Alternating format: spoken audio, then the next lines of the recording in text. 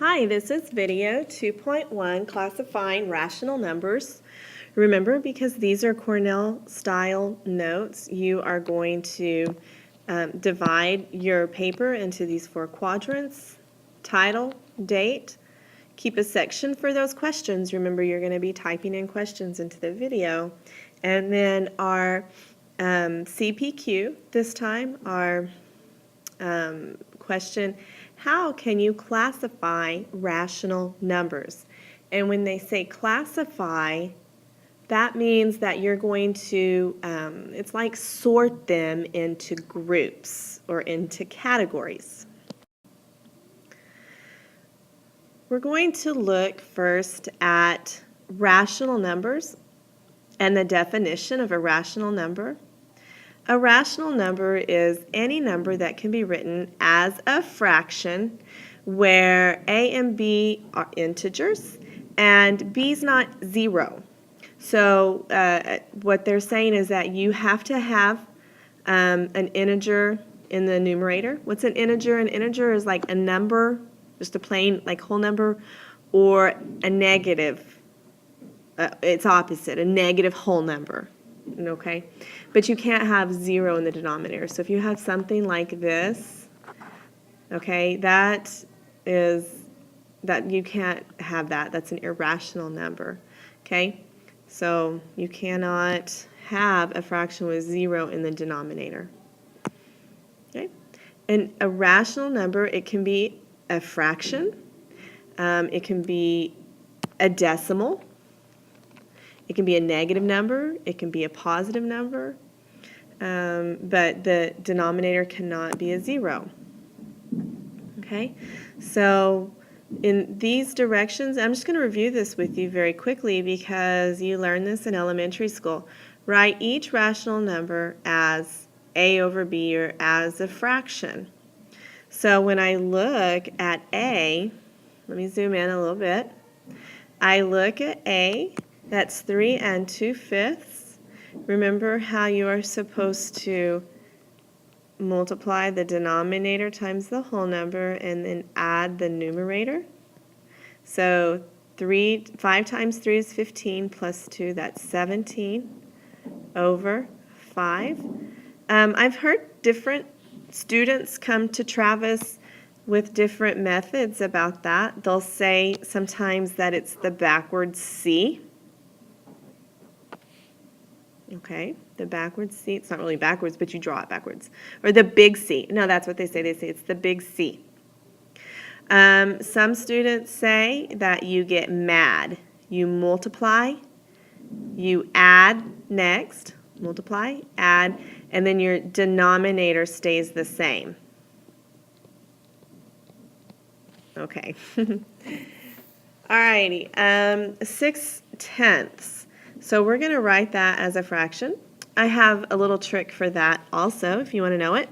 Just put a 1 under the decimal and a 0 under all the numbers after it, which there's only 1. And that ended up being a 10. And then just draw your fraction bar in between them, 6/10. If you had 235 thousandths, okay, just put a 1 under the decimal and zeros under all those numbers. Okay, so there's your numerator, there's your denominator. Just put a fraction bar in between and there's your fraction. Okay. Anytime you have a whole number and you want to change it to a fraction, all you have to do is put a 1 in the denominator. Okay, when you look over here, they changed it from 32 to 34. So they made a little typo in the book, right? But it doesn't matter. All you do is just put a 1 in the denominator. Okay? If it's a negative number, same thing, just put a 1 in the denominator. Just like that. What I want you to do now is write down numbers 3, 4, 5, and 6 in your notes. And let's change these. You'll write -15 equals, and then let's just change them to a fraction. That's what that's saying. So that would be -15 over 1. Remember, it's just a number, in like a whole number, except it's negative. And to change it to a fraction, you just put a 1 in the denominator. On this, we're going to get mad, the big C. So 9 times 4 is 36. 36 plus 5 is 36, 41. Here's the bell. 41 over 9.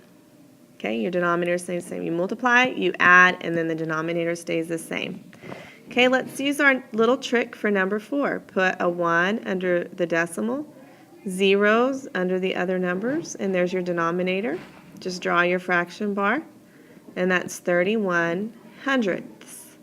And then 62 is going to be 62 over 1. Okay, this would be a good time to ask you some questions about these. I'm going to give you some of these examples, and you can put the answers in your notes, in your questions, in your little quiz. You're going to be seeing this Venn diagram pretty often this year. It doesn't look like a typical Venn diagram that you've seen in the past. Those are like this, where you have 2 or 3 different topics and the things that they have in common overlap. And this Venn diagram, it looks different, but it's still kind of showing how things are related to each other. So you start in the middle, you see whole numbers, and whole numbers, the circle for whole numbers, are also part of the circle for integers. And the whole number circle is also in the part for rational numbers. And integers are also in the circle for rational numbers, but they're not included in the whole numbers. So whatever's in the middle is part of everything. And whatever's right here, the integers, is only part of what's outside of it. So integers are not part of whole numbers, but whole numbers are part of integers. So sometimes you have integers that are whole numbers, and sometimes you have integers that are not whole numbers, but all of your whole numbers will be integers. So this Venn diagram gives us an example of how you would place numbers in the Venn diagram. So if they said, okay, where would 75 be? You see it here in the whole number section. And because 75 is a positive number, not a negative number, you wouldn't put it up here with the integers. And because it is not a fraction and not a decimal, you wouldn't put it just up here with the rational numbers.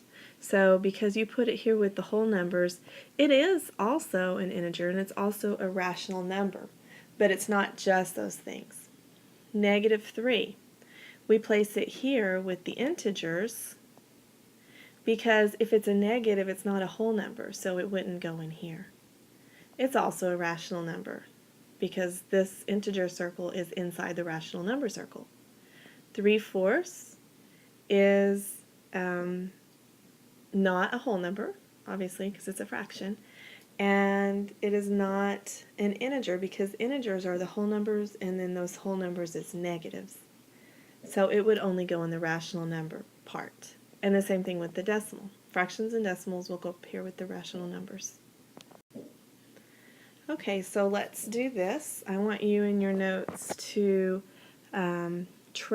copy down this Venn diagram.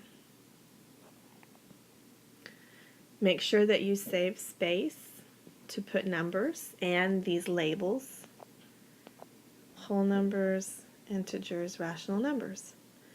All right, 14.1, 7 1/5, -8, and 101. I want you to go ahead and place those where you think they belong. Pause the video and place them where you think they belong. And then I'm going to give you the answer. And you can, if you get one wrong, just erase it and put it in correctly. But let's see if you can do this on your own first. So go ahead right now, pause the video, and fill in where you think these numbers belong.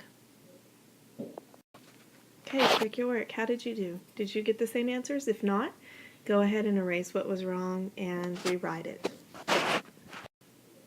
So let's look at our essential question check-in.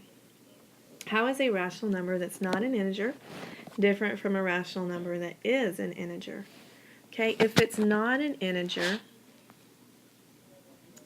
it's not going to be a whole number, and it's not going to be a negative whole number, like a whole number, and then its opposite would be just the negative of that number.